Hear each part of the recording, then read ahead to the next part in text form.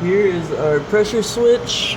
It's a 0.94 inch water column pressure switch, so that's around the number we should be getting when our multimeter beeps of continuity. You want to disconnect the wires. You want to disconnect the hose, go into the heat exchanger,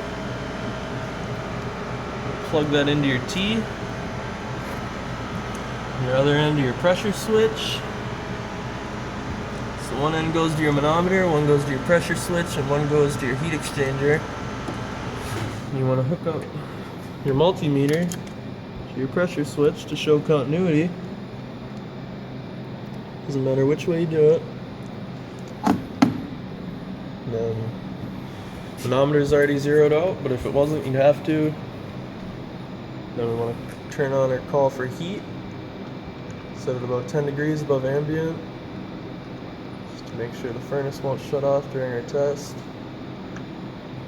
Now we gotta wait for the inducer motor to start up.